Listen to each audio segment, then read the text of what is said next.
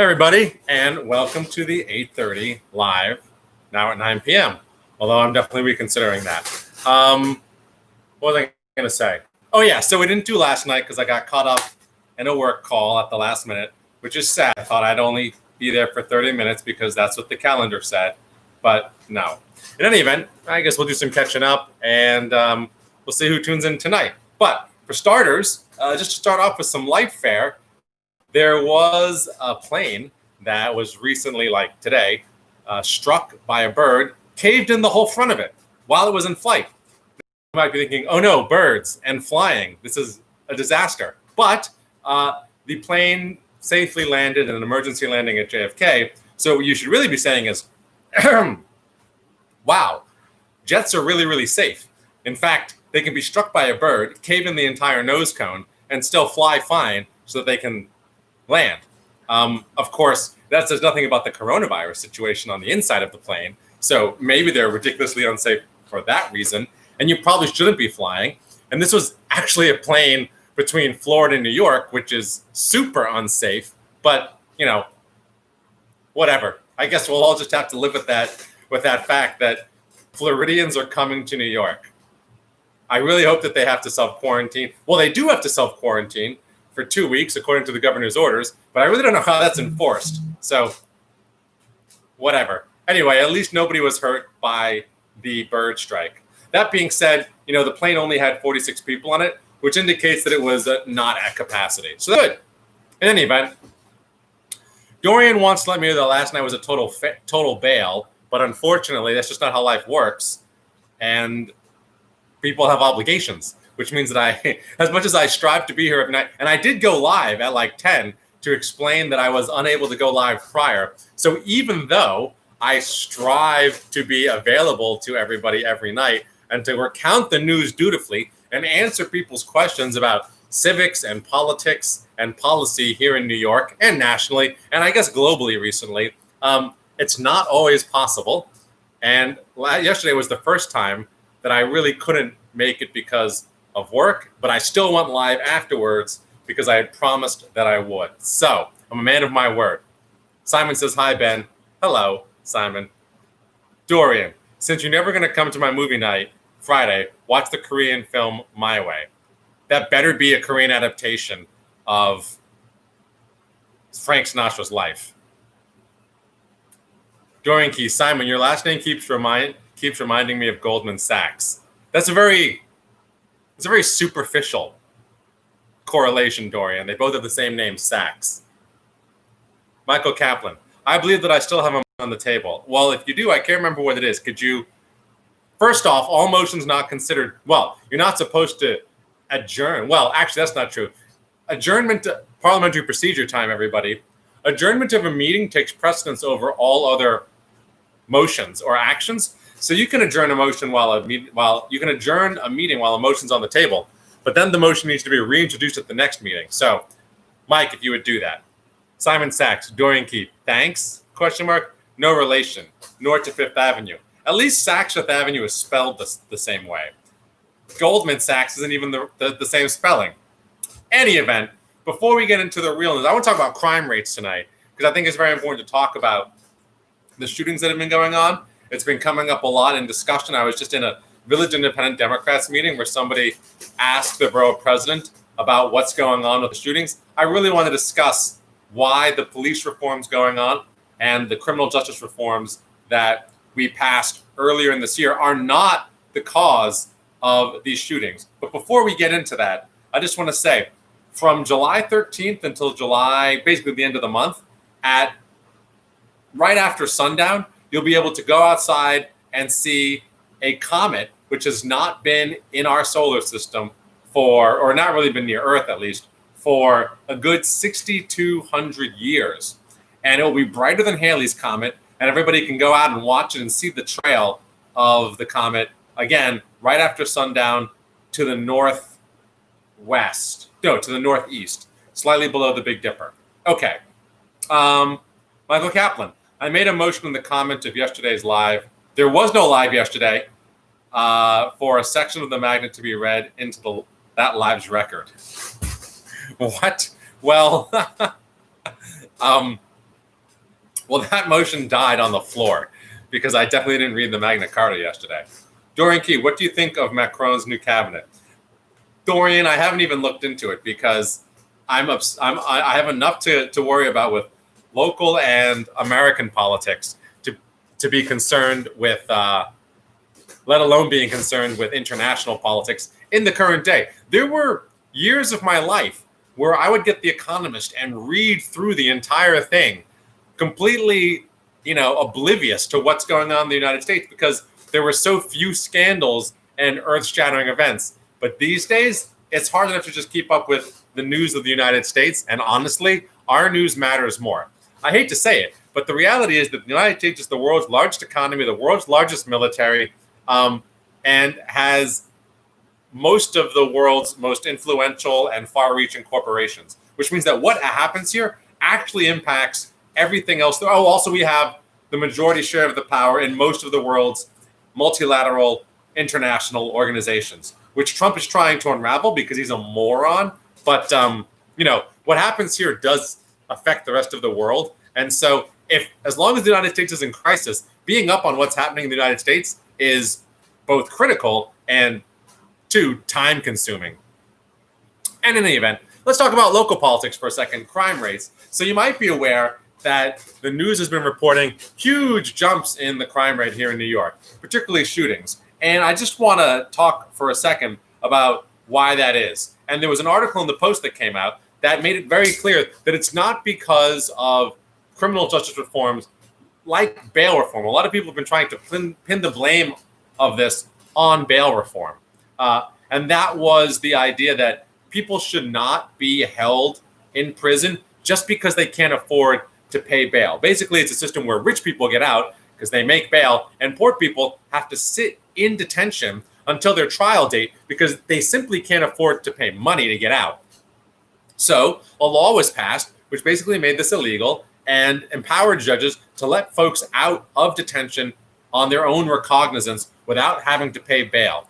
This was all, not all, but a large part of this was predicated on the case of Kalief Browder, which you might remember was an individual who was brought into Rikers Island. He could not afford bail, and he sat there for 3 years awaiting trial. And many people, while they're awaiting trial, are offered the opportunity to leave simply by pleading guilty. Plead guilty to a lesser charge or plead guilty to the charge. Take a felony on your record, but then you can go home. And he knew he was innocent and demanded that he have his day in court. And as a result, he rotted away in Rikers for 3 years. And when he was released, he ended up committing suicide because of the experience.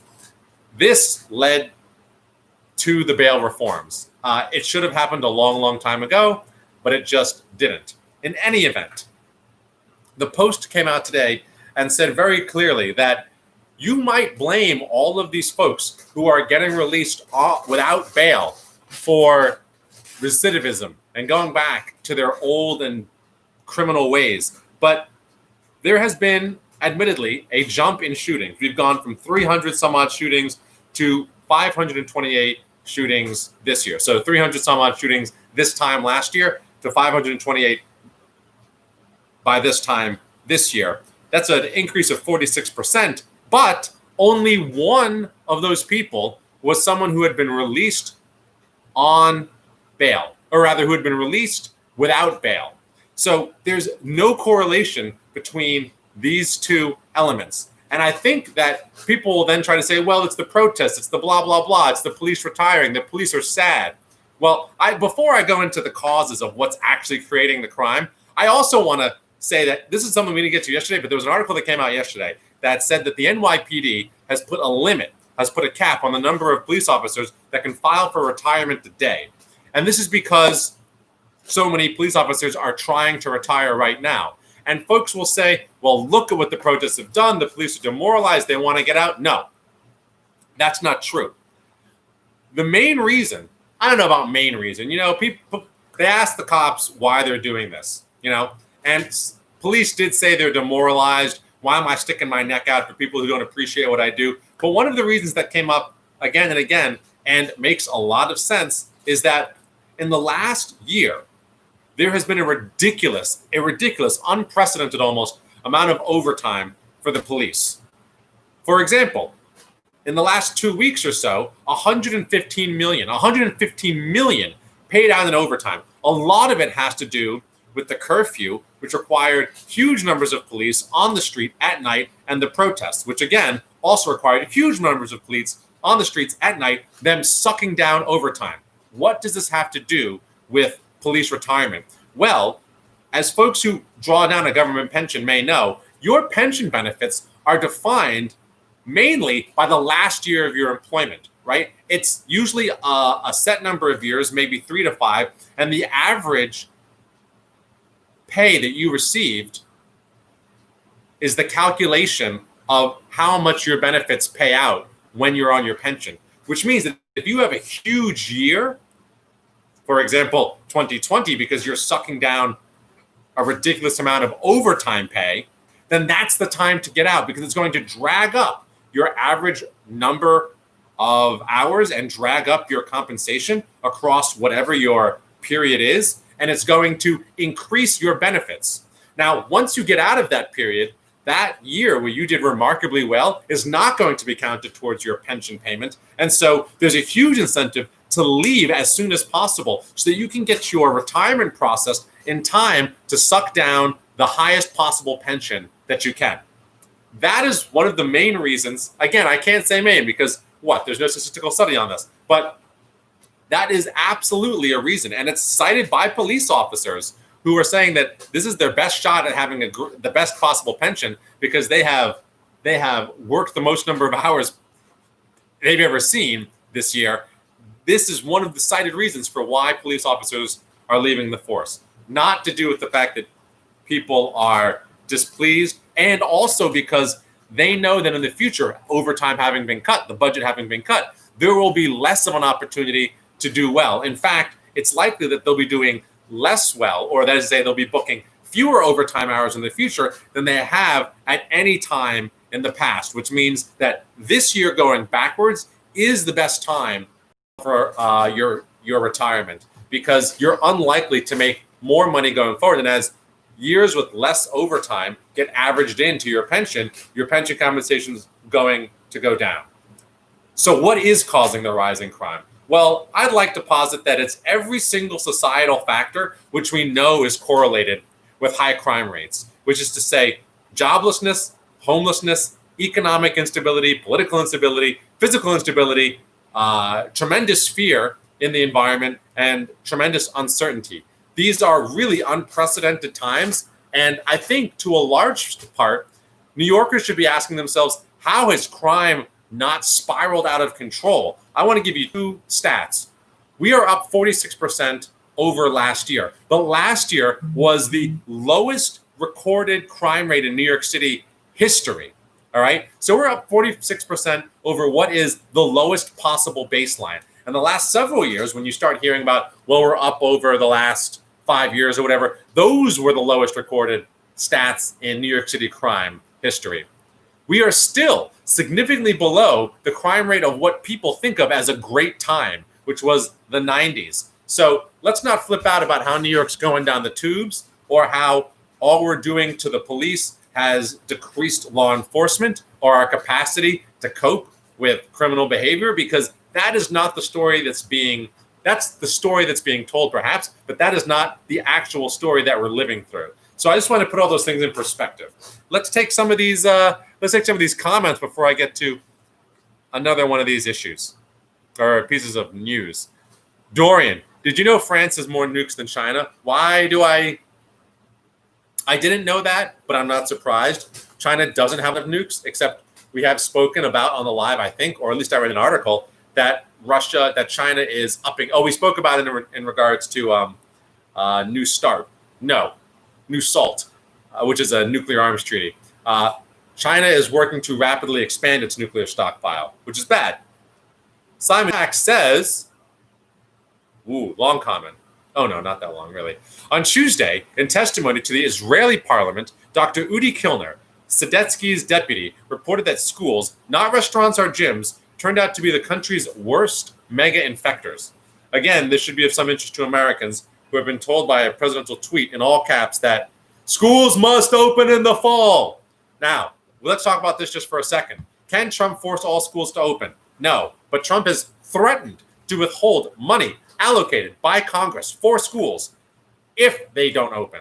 Now, one could argue whether this is constitutional or not for the president to make a threat. Well, for the president to follow through on this threat, I suppose the threat is not the unconstitutional act. Although it would be great if the president stopped threatening to do unconstitutional things to get his way and threw, again, our politics and economics into chaos. However, I think it's very clear. I was looking at a Twitter thread of teachers going back and forth yesterday. It is very clear that reopening of schools is a tremendously complex issue. There is so much going on there, things that I didn't even think about. For example,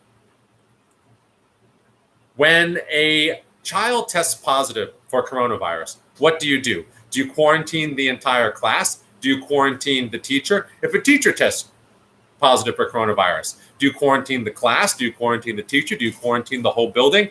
What happens when a teacher goes out for quarantine? Do you get a substitute teacher? If a substitute teacher comes in and subs are going all around the schools because people are testing out with coronavirus, they need to be put on quarantine, then aren't they an even greater vector of the coronavirus? Can you even find a substitute teacher who's willing to sub in, largely because people are having to quarantine themselves, and so there's been a test positive case of coronavirus? Is anybody going to expose themselves knowing that the role of a substitute teacher now is to take on the risk of a coronavirus positive school? These are really thorny questions, and I have barely scratched the surface of the dialogue that was going back and forth on Twitter.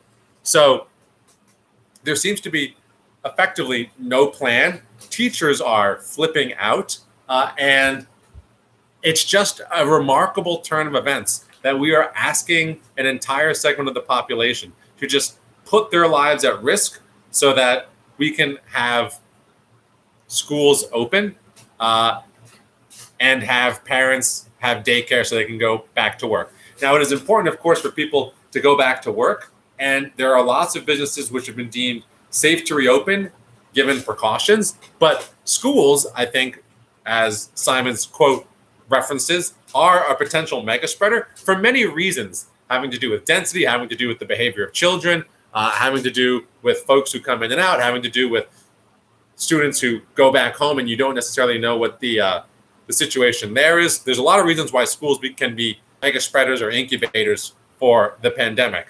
But, it all comes down to just the way our economy is set up, and it's not set up to support people or support a world in which people are not required to go out and work 8 hours a day somewhere else in a different environment. And maybe we should be rethinking that model of economic productivity altogether. Michael Kaplan, I love the national pride, but are we certain that we're the largest economy post-shutdown? That's a really interesting question. It's I have not really thought about it because GDP numbers aren't released like that, but there's forecasts. I don't know. The United States is twice as large as the next largest economy.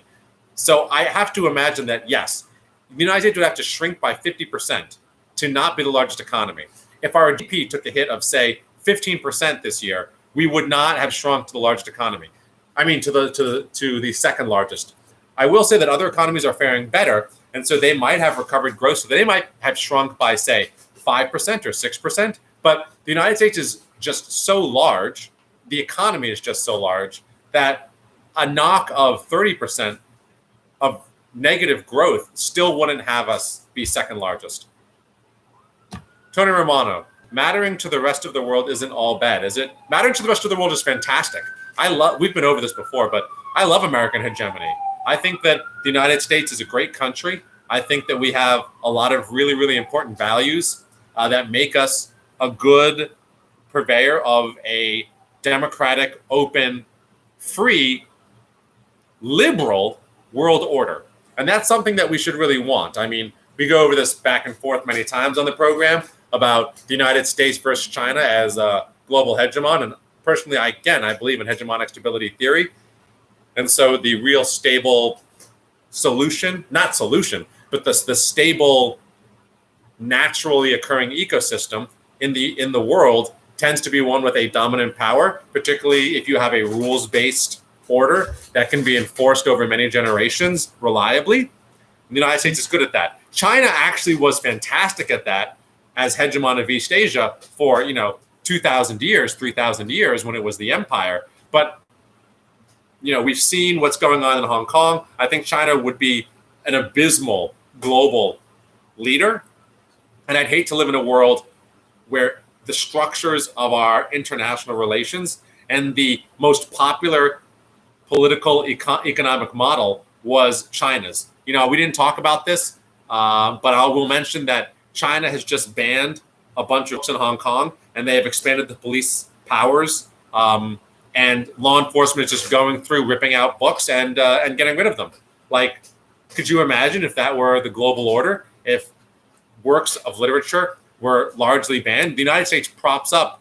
The United States has lots of problems, and the United States is a human rights violator. But for all of those flaws, it is part and parcel with saying that you're the United States and saying that we're the best to have to go out and say things like, well, we should really support freedom of speech. We should really support the right to vote. We should really support democracies. We happen to have a terrible president who doesn't do this, but I think we cannot forget that the United States, for all of its faults, when it gets up on the international stage and tries to talk about what the United States stands for, it is those things, and it makes a difference.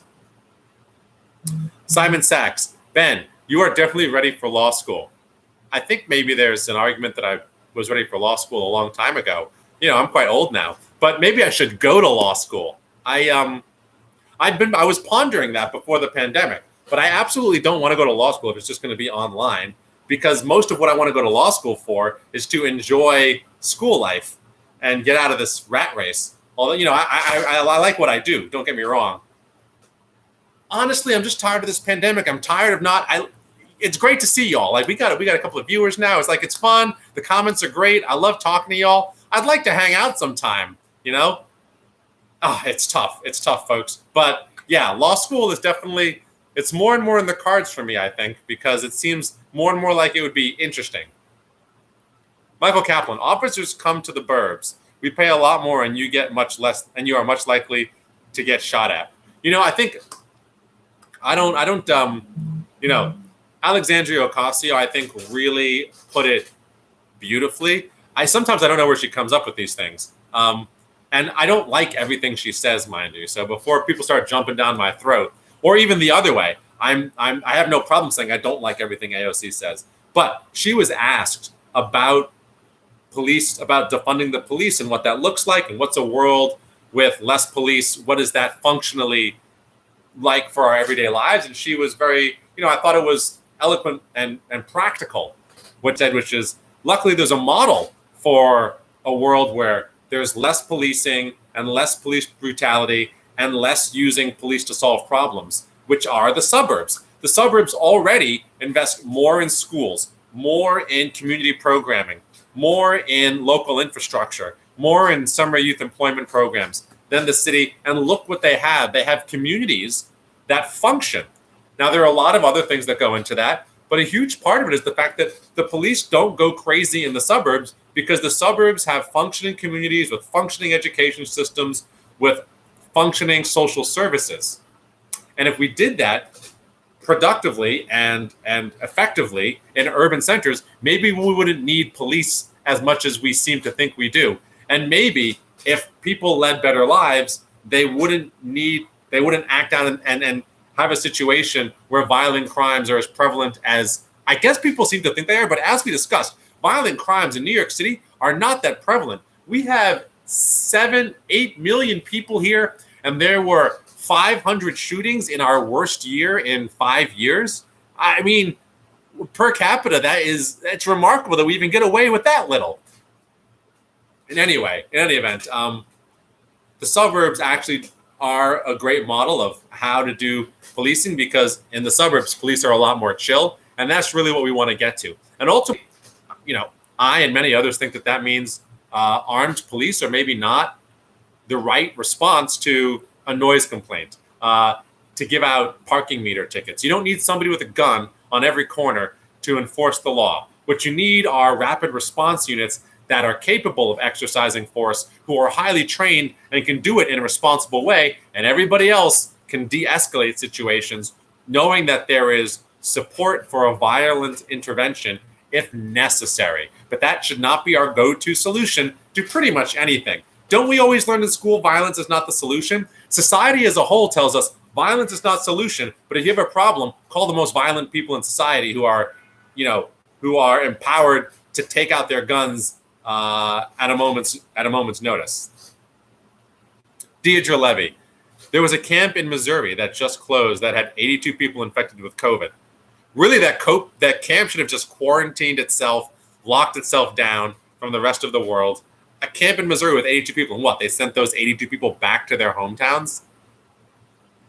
Michael Kaplan, you forgot about quarantining the families of the kids and teachers around the infected students. Yes, I mean, the knock-on effects of a school that tests positive for COVID are just, there's so much disruption. It would be better to work out processes by which we are not so reliant on people being in a place physically, particularly for so many hours of the day, either in school or at work, because the disruption that will be caused by outbreaks will be so great. What we need to do is not try and get back to where we were, but develop resilient modes of work and resilient modes of education. So blended learning is coming to New York City, which is some days off, some days on for being in school and remote learning. But ultimately, this pandemic is one of others that we will experience in the future. There's no way around it. And we have the technology, we have the capacity to build a resilient economy. And that's really what we should be focused on doing. Of course, people need to go places for some things. We have our essential workers, but we also have PPE. We also have hygiene and mitigation programs. We also have plastic barriers. But if we're not doing those things, then we really shouldn't be reopening, because it sends us back to a model of work which is reliant on a process which we've demonstrated is not efficient, is not effective, is not resilient. And all we'll do is end up with an economy that periodically shuts down. And people were talking about this early on, about how you might ride the wave and you'd have reopenings and closings and openings and closings and openings and closings as epidemics hit particular centers. But we want to smooth that curve as much as possible, because ultimately, and this is something you learn when you study economics, what's important for economics isn't sheer productivity, isn't just the economic actions that take place. It is the mitigation of uncertainty, because only when you reduce uncertainty do you, A, free people to be creative and innovative, because if you're uncertain, then you take certain jobs to mitigate that uncertainty, right? So you don't start new businesses because you need health care. You don't start new businesses because you're worried about food, right? So smoothing out uncertainty, eliminating uncertainty, i.e. increasing resiliency, allows people to take bigger risks, and it allows for planning and deployment of capital and planning by government. And these are wildly, hugely important factors for having a strong and growing economy into the future, even if overall economic activity is dampened. Taking out uncertainty has a tremendous boost. You basically imagine this. If you don't know whether there will be a flood, you can't build a road, because that road could just be swept away. It could be destroyed. Now, that's a global warming example, but ultimately, you need to mitigate the uncertainties of the world so that you can make large capital outlays, like invest in buildings, like investments in roads, like investment in telecoms, and even investments in people, like education and higher education. So, that's a really great point, Michael, that there are so many disruptions and knock-on effects that it might be detrimental, even in the medium run, not even the long run. It might be detrimental in the medium run to try and do what we're doing all over again, going back to school, going back to work, without spending the resources we need to create a resilient system. Tony Romano, federal government has no authority over schools. It's a state level function because federalism. All POTUS can do is tweet. No. And I mentioned this, and this probably came in while I was posing the rhetorical question, but the federal government has a ridiculous amount of money that it gives out to states and school districts and individual schools. And that means that it can threaten to withhold funding that schools desperately need to function properly. And as a result, while it doesn't control education, it has a tremendous amount of influence. Exactly for the same reason that, it controls the highways. Did you know, or like drinking laws, did you know that the states passed a 21-year-old drinking age because the federal government threatened to withhold funding for highways? Basically, there's a statute or a rule that says if your drinking age isn't 21, you don't get highway funds. And that is how the federal government compels behavior. The federal government is wildly powerful, not just because it has constitutional rights over certain areas of the economy, broad swaths because of the Commerce Clause, but it just collects a butt ton of money in taxes, and it uses that to manipulate the states, which makes me sound anti-federal government. But to an extent, I do think that the states are ride roughshod over by the feds, which is not necessarily a good thing. Michael Kaplan, I'm watching a law enforcement documentary. This guy, Keanu, was one badass FBI agent / surfer. Yeah. I think I've seen that one. Point Break. Deidre Levy, what everyone should do is survey all parents, teachers about how they feel about returning in the fall. Why survey them? Like, who cares if they feel good or bad? It's probably a bad idea. If everybody felt good, like we could go to, I saw a clip of the beaches in Alabama. No. Arizona doesn't have beaches. Some state in the South had packed beaches, and it wasn't Florida. And they were interviewing people there. CNN was interviewing them, and they were just like, yeah, when it's your time to go, it's your time to go. Everybody's going to go sometime. Sure that. And so, whether people feel good or bad about something, I don't know if that's the operative metric. We should be thinking about the impacts on our economy, which I think there's a really strong reason why you want to be cautious, given everything we've spoken about with disruptions and processes that are not resilient and what have you. But as well as, you want to preserve life and keep people healthy. Mind you, all the healthcare that's required to take care of COVID people and the fact that people die, that's a huge drag on the economy. Loss of human life is not good for economics. You want more productive workers, not fewer. And you don't want people being sick because that drains supplies and it drains resources. And the last thing I'll say, no, not the last, but another article that I'll bring up, because we skipped 2 days of news or what have you. Another article I'll bring up is one in which doctors express that they're very concerned about the coronavirus having long-term brain damage effects. Now, this is incredibly frightening because folks who don't exhibit your traditional coronavirus symptoms apparently might experience inflammation in the brain and other effects that could cause medium-term, short-term, or long-term damage. There have been a lot of cases of folks hallucinating, suffering from delirium. I see my brothers here who taught me the difference between delirium and some other thing that now I can't remember. But, he's a psychiatrist, smart guy. But I just want to make an example out of lead. There is a going theory that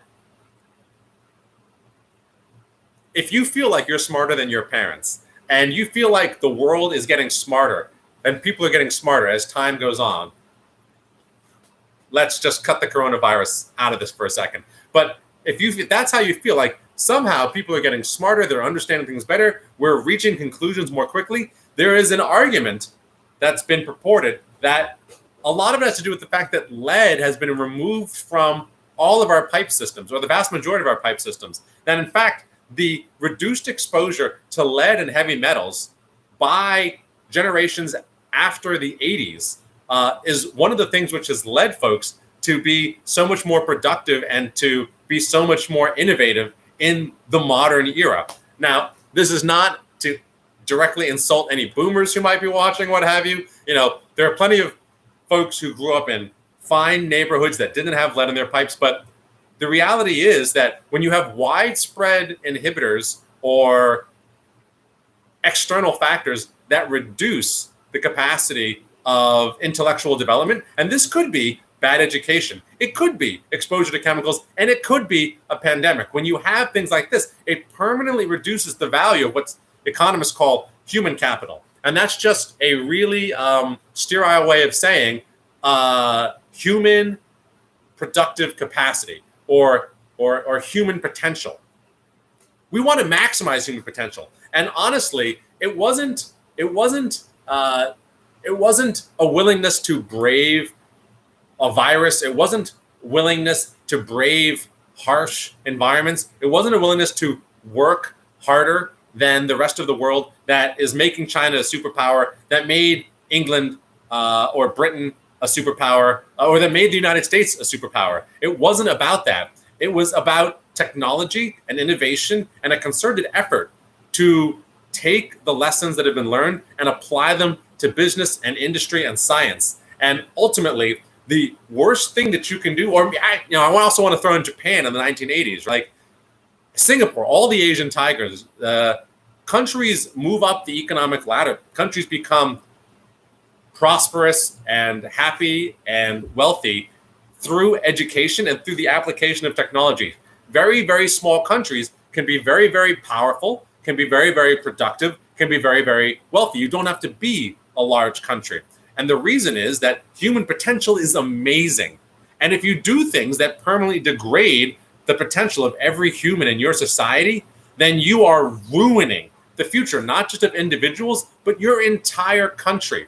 You permanently diminish what can be accomplished. And that is what's happening with the coronavirus. Every person who goes out there gets coronavirus, and even if it's just 1%, if we infect 100% of our population, and 1% has diminished brain function because they have suffered the coronavirus, that is a tremendous, tremendous blow to them as individuals, to our society as a whole, to our politics, to the way that our government responds to the needs of its people, because the people ultimately vote for the leaders, and to the capacity of our economy to develop new ideas and new solutions to all of the problems we know are coming down the pike.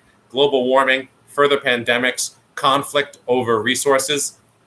We need the smartest possible population. And I find it just so depressing that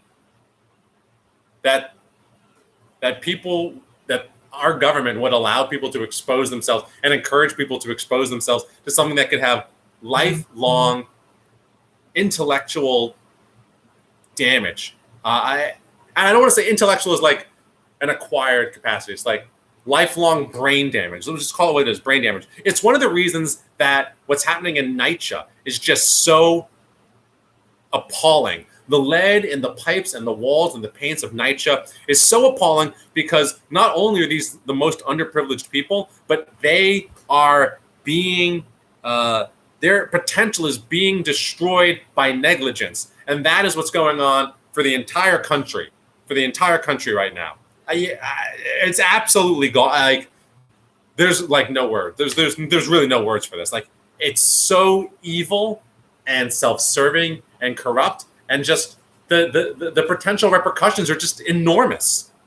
Anyway, Michael Yee said something, who is my brother, and let's see what he says. And maybe he can weigh in what we were just talking about, because he's a psychiatrist. The issue of who to quarantine and when almost destroyed the local hospitals in New York City. He works in local hospitals, by the way. So pay attention, folks. In the beginning, our administration asked any person exposed to COVID in the hospital to quarantine. This led to a chain reaction where it was impossible to replace the people who had to be quarantined. Eventually, we ended up accepting that everyone was at risk and suited up in PPE all the time. That's not a feasible solution for kids and teachers. It seems it goes on, but it got cut off. The one thing I want to add to that is, if you're wondering what my brother sounds like, it's identical to me. Sometimes I hear recordings of him and I'm like, is that me?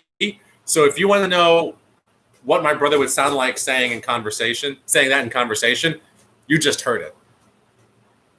Simon Sachs, Well said, Ben. Israel's second wave is a tsunami. Michael Kaplan, we'll never know for sure. China always lies about its economic numbers anyway, but you're probably right. USA couldn't have shrunk that much. America. Simon Sachs, Ben, can you ask your brother, please, should people with underlying conditions send their kids to schools? Are you saying people in the household have underlying conditions or the child themselves have underlying conditions? Chris Barron, pension, I believe he's referring to, is police pensions are based on the last 3 years of pay. Michael Kaplan, home rule means smaller municipalities for the burbs in my county. Greater interpersonal accountability for the cops who are usually hired from the town's populace. That's another thing that New York doesn't do. We do not hire most of our police officers from within the city. They're not residents here. A lot of them live in Staten Island. There are some throughout the boroughs, but a lot of them come from New Jersey and Westchester. And I think it's a bad move to have your police force, which is charged with protecting the population and using force within that population to not be of that population. Michael Yee replying to Simon Sachs. So this is for all y'all who have kids who might be going to college. Short answer, generally no. We don't know a lot about COVID, and we are now seeing this multisystemic inflammatory syndrome, which I don't know much about, but the pediatric residents I've spoken to say that it's bad. Oh, that's not good. That's bad. We don't know a lot about COVID, and we are now seeing this multisystemic inflammatory syndrome, which I don't know much about, that happens after the infection. We also know adults with underlying lung conditions do much worse. A lot of kids have asthma. Kids should stay at home and not go to school, in my opinion. That doubly goes for kids with underlying conditions. How our society and families cope with that for a long time is a much harder, more complicated question. I will say that according to this NYC schools plan, if you are an adult or a child with an underlying condition, you will be supported with remote learning. Or if you're a teacher with remote teaching options. Deidre Levy replying to Simon Sachs and Michael Yee. There are also kids with cancer too that should stay home. Absolutely. They're on immunosuppressants. They're on chemo. Simon, do you really think little kids can wear masks for the whole day? Deidre, who is a teacher, mind you, who teaches special needs, lower grades, 1 through 5, something like that. Chime in, Deidre. I'm afraid I don't know the grades. Simon Sachs, I'm a teacher and I can barely wear a mask an entire day. So no. Also, kids like to take, quote, bathroom breaks. So I see this being very interesting to manage. Indeed. They'll simply take off their masks when nobody's around. It's a dangerous situation, folks. Michael Kaplan, the federal government is like the parent of an 18-year-old. No power except that of the purse in many areas. That is pretty good, but also they control the car, and you live in a place where you need a car to get around. So now we're talking about the federal government. Simon Sachs, thank you, Michael. Deidre Levy. Surveying is important to understand which parents would actually send their kids and which teachers would feel uncomfortable to see what staffing would look like. This is in response to Deidre had said we should survey all the parents and teachers, and I said, what would be the point? We should just make policy based on what is safest and for individuals and most reliable for our economy. And she says, well, it matters because you want to understand who would actually send their kids. Obviously, if no teachers would show up and no parents would show up, what's the point of trying to have in-person school? Deidre, we want to preserve life and keep people healthy, and I would never want anyone's lives to be put in danger. However, I would be willing to be out there to teach if I need to. How would you determine, quote, need? Simon Sachs, this is your best live, Ben. Thank you, Simon. Thank you. Humphrey Tsui. Yes, it's totally not feasible in a school. The DOE is hundreds of thousands over capacity. IDK, how they can space out all the students in some schools. I don't know if this answers your questions or not, but the current theory is that some kids, maybe a third or half of a school, will stay at home and have remote learning while the other set of children go to school. And they'll swap off days so that at any given time, only half of students are actually in school. And if they need to expand that, if they need to have only a quarter of kids in school, then that's what they'll do. And they'll support everybody else through remote learning otherwise. Chris Barron. Many move out of the city. Now we're talking about police again. We started off with a really good crime. If you're interested in crime stats and what we can say about causes and the value of the criminal justice reforms we've made, that's at the beginning of the live. Chris Barron. Many move out of the city when they can afford to. How can you stop city employees from moving out of the boroughs? You have residency requirements. There are, for many jobs in city government, residency requirements to live in New York City. Dorian Key wants the Magna Carta read. We will see what happens when we get there. Chris Barron. City residents already get 5 points added to their civil service exam score. Yes, but there are residency requirements for some jobs. Deidre Levy. Need equals we are told by the mayor to teach. I see. Well, I don't know if I would classify that as need, because as I think we all know, and as Donald Trump has made perfectly clear, the reopening of schools is as much a political question as a, quote, need question. So I commend your willingness to go to work if there is need. I would like to hear more about what you think is a satisfactory calculation of need. Dorian Key, can you comment on Luxembourg politics tonight? Not unless you give me some context, because I know nothing about what's going on there. But thanks for asking. Michael Kaplan, one of my country's congressmen beat back a challenge from Justice Democrats this week to the tune of a 46-point victory margin. New Jersey. I mean, look, Justice Democrats, I don't like them, but, you know, that's for internal political reasons. I certainly support progressive wins, and I'm really happy with Jabari Brisport and Jamal Bowman. I'm glad AOC re-won. Mike, again, this is not the episode to go into it. Yes, I understand the Jewish politics of the matter. So I like seeing progressives unseat incumbents. If you're telling me that your congressman is good, then that's great. I don't think we necessarily need to replace everybody. Jerry Nadler, who's my congressman, not my congressman, actually Maloney's my congressman, but Jerry Nadler, who's a congressman in the district I represent to the state committee, handily won re-election. I think Nadler's great.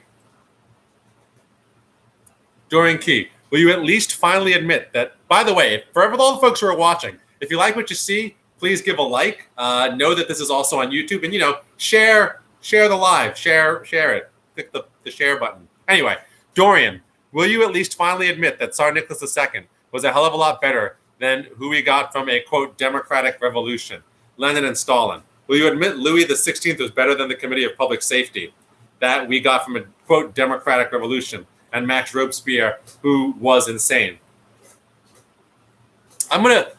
Here's what I'm going to say. First, no.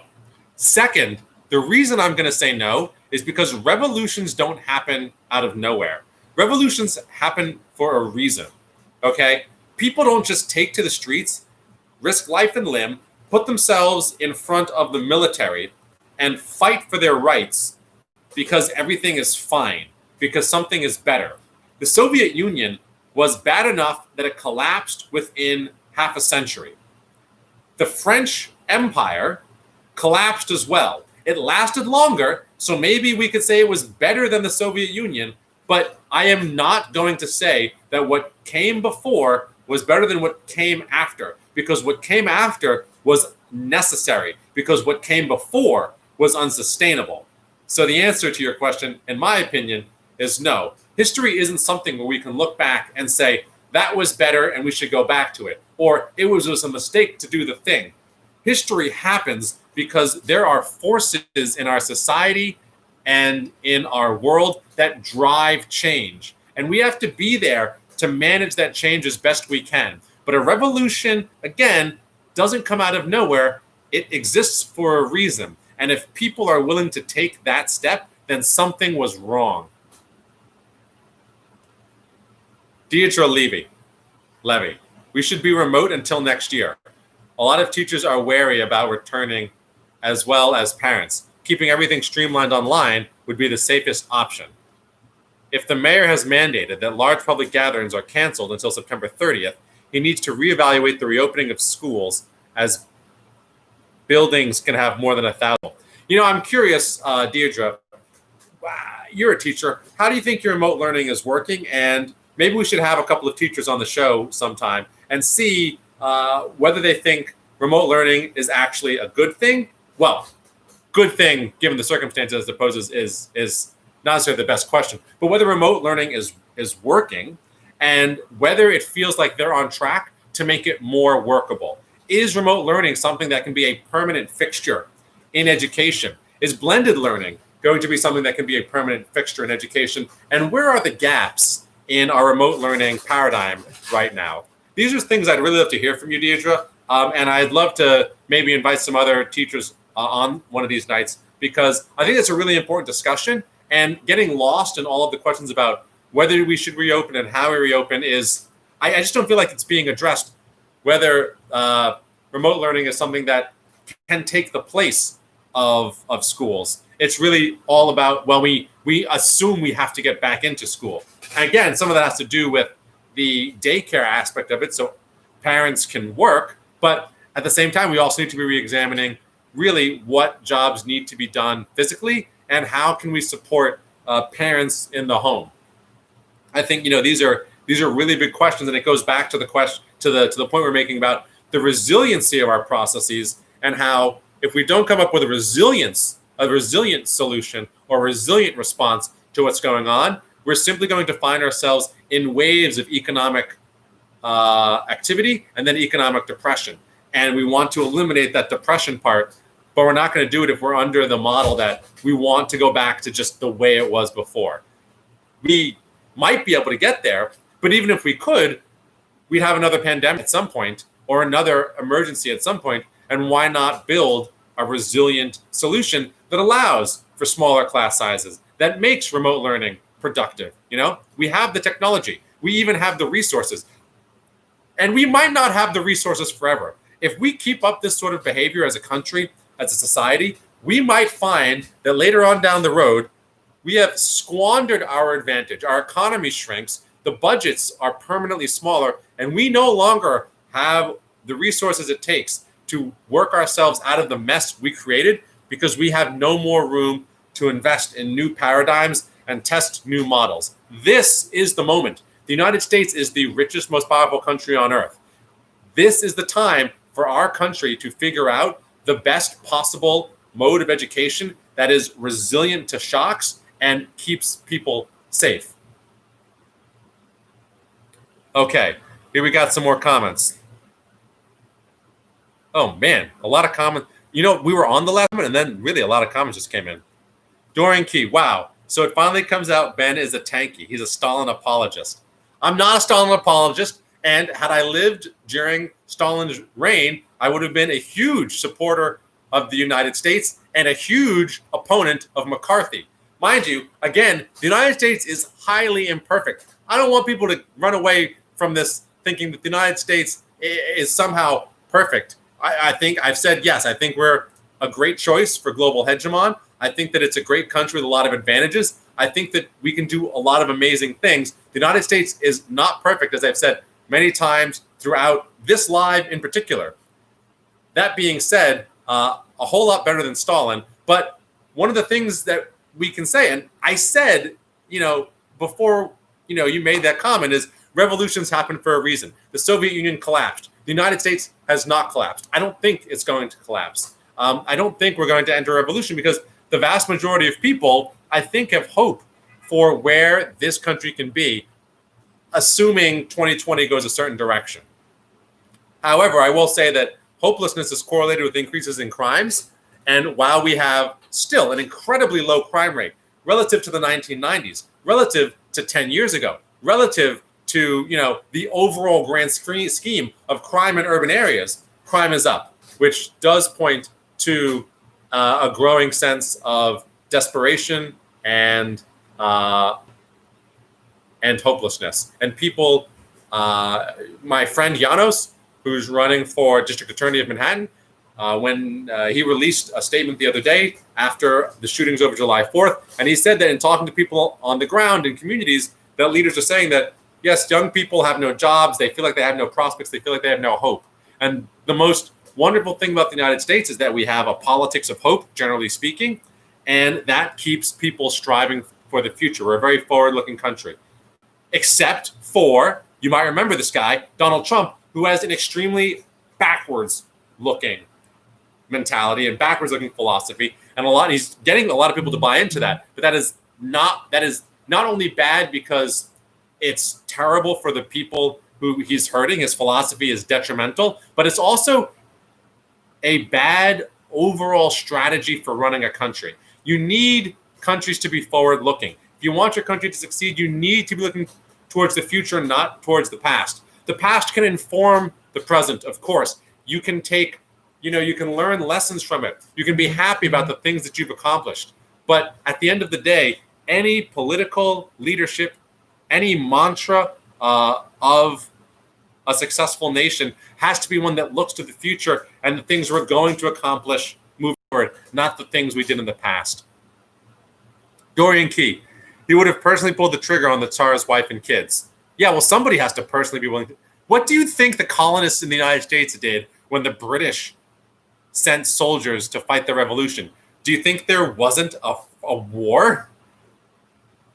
Humphrey Tsui, I am a teacher and remote is terrible. Can you tell us, if you're still watching, can you tell us more? Or maybe you can tell me over Messenger and we can talk about it, because I'd love to hear about what's working and what's not working. If nothing's working, in particular where the pain points are, because I think this is something very important to talk about so that people understand the frustration of teachers. And maybe even if we don't have schools that are open, we can have community solutions, because one of the things that's great about schools is they provide a center of community. They're a physical space, but everybody knows where to turn and everybody knows where the nexus of teaching is. And it would be really helpful, I think, for all of us to know how that nexus of teaching can be carried over so that parents, elected leaders, other members of society can participate in the way that they had been doing before, even though the schools are closed.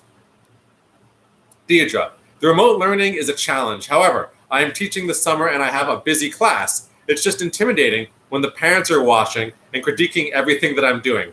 Well, I suppose there's certainly that, and hopefully parents will realize that they're not the teachers and they should let the professionals do their job. Dorian Key, going back to Stalin, because if there's one thing Dorian loves, it's communists. He would have pulled the guillotine himself on Marie Antoinette. Oh, and held up her head afterwards to the cheers of the, quote, democratic rabble. First off, yeah, the rabble is democratic. And second, I won't entertain this for much longer, but I will simply note that Marie Antoinette had her head cut off for a reason. And that reason was that the people of France were starving and that pretty much the lower classes were paying all of the taxes for wars of empire, and that the aristocracy certainly wasn't pulling its weight. So I literally just watched a crash course European history on this today. And so it is sad when people die, but it is sad also when thousands of people die because one or two people in charge refuse to do anything about their plight. Humphrey Tsui, a lot of kids without home support gets even more lost because there is not enough reinforcement. Is this because the parents are absent or because the parents don't know how to help or something else? Deidre, there are also a lot of students that are absent from the process. Social skills aren't necessarily taught online. Parents need to be on the same page and they need to work collaboratively with teachers to help their children grow. Humphrey Tsui, assessments are also not very effective when school is full online. Is that because you can't see whether the students are cheating or because of something else? I'm endlessly curious about this.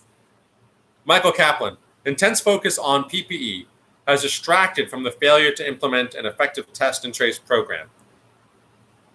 You know, I don't know about this. I think that intense focus on PPE is good. I think what we might say is that intense focus on PPE and our leaders' incapacity to focus on actual solutions and to only focus on, and their desire to only focus on buzzwords has left America crippled in more ways than one for a decade. PPE is an important part of all of this, as are all these other components. And for whatever reason, the United States is simply incapable of wrapping its head around a solution, right? And a solution is more than one thing. And so we have this intense focus on PPE, but we should also be intensely focused on all of these other things. We should be focused on answers. And right now, to your point, we have to be fetishizing one component of it, or if you're Donald Trump, ignoring it altogether. Deidre, replying to Humphrey Tsui, yes, it's hard to get an accurate reading level from kids as well. Tony Romano, now back to the revolutions. Revolutions that lead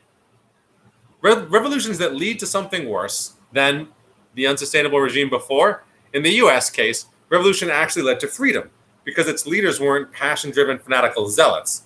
Sadly, in France and Russia, they were. Hence, revolution was followed by violent dictatorship. I certainly think there's something to be said for dictatorship that follows a democratic revolution. That is hardly rare, and it's absolutely something we should always be on the lookout for, because I worry that the response to Donald Trump may be for just a, quote, progressive version of what's going on. And I'm not saying that that's going to happen. I'm not saying that Biden necessarily fits the bill for that, but we need to always, always, always be vigilant. Be vigilant.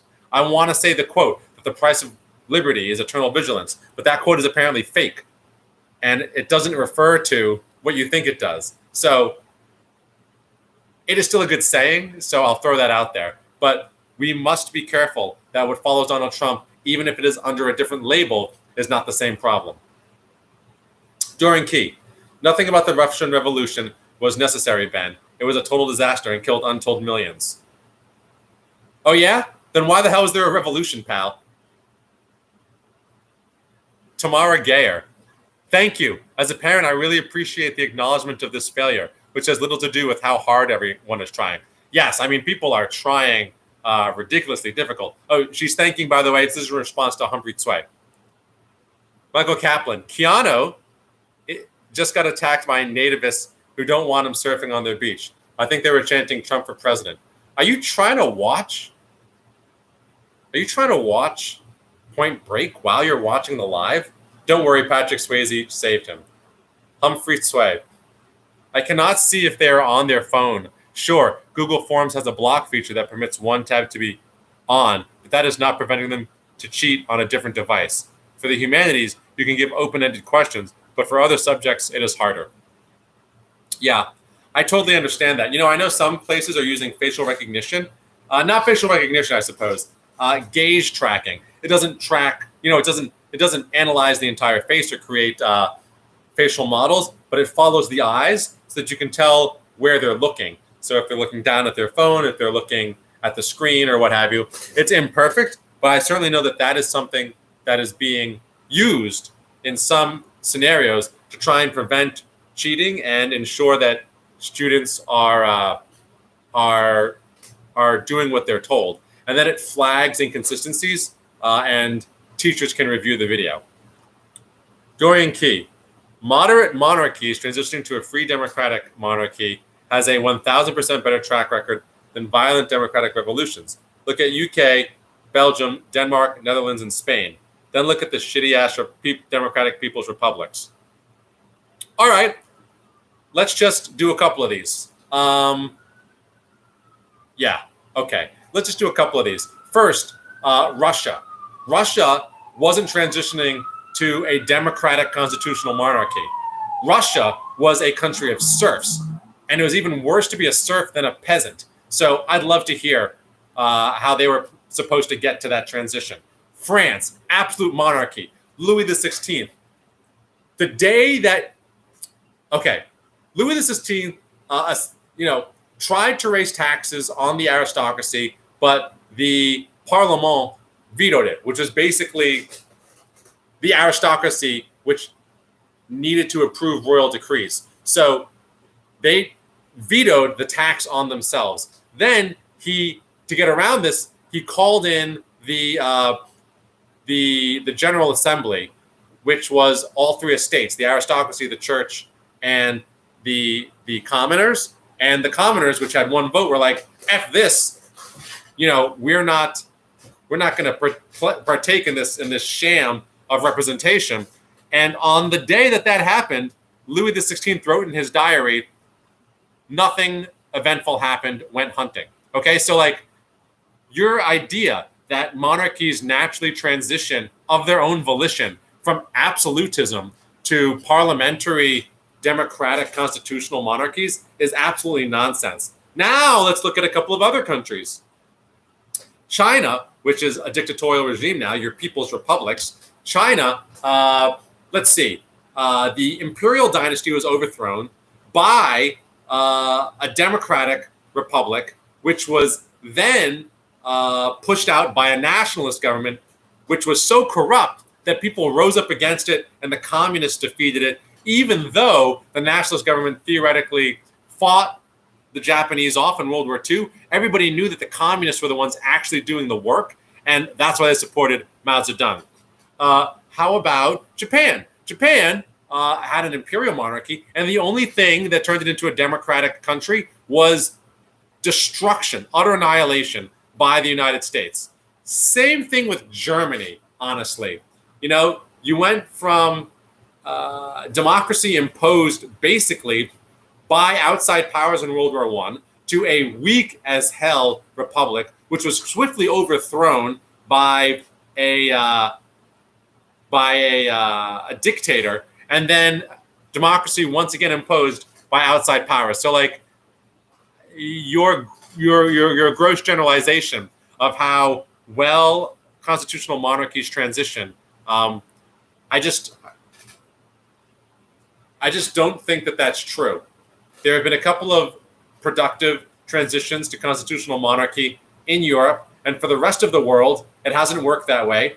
And even the people's republics have complicated histories, which led to the imposition of communism, which didn't have much to do with the overthrow of their local monarchies, which were trending towards democracy. It had much more to do with the overthrow of external imperial powers. At least the Bourbons, Dorian says, still reign in Spain. God save the king. Dorian Key, now you're a Mao apologist now. Jeez, you're a disgrace, Ben. I'll tell you what I am. I'm a historian. So I'm not going to, just listen to your nonsense. Michael Kaplan, also MacArthur basically replaced the emperor as living deity in Japan. I mean, he imposed a constitution on them. In any event, we're now an hour and 10 into this. Let's do one segment of the Magna Carta, one of our founding, what do you call these things? Pieces of literature, but founding, not documents, but founding inspirations, founding, whatever. It's an important document. Here we go. And then I'm going to go eat.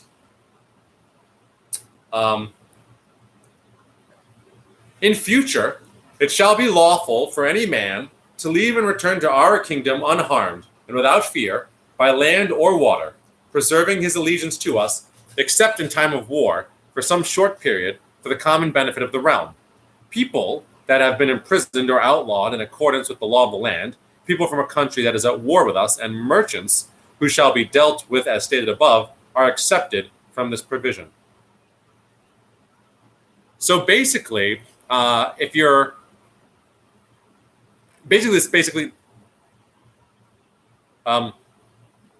this is basically establishing citizenship, right? You have the right to leave and come back to Britain if you are a resident of the realm. It doesn't say how you get that right, but it doesn't apply to prisoners, and it doesn't apply to people at war with. Oh, it actually. Yeah, it's really anybody who wants to be a resident, right? Like, it doesn't apply to prisoners. It doesn't apply to people at war with Britain, and it doesn't apply to merchants. And who else is really traveling between these countries? Farmers aren't really moving between these countries. So this is really about how citizens of Europe and citizens of Britain can move freely through the borders of the United Kingdom. Super interesting. Michael Kaplan, I thought you were going to say founding segment of the Live. No. Magna came much later. In any event, folks, I hope you enjoyed our show for the evening. I certainly had a lot of fun on this one. We had lots to talk about. If you liked it, please share it. That's always appreciated. Check out the YouTube. And yeah, I'll see you all tomorrow at 9.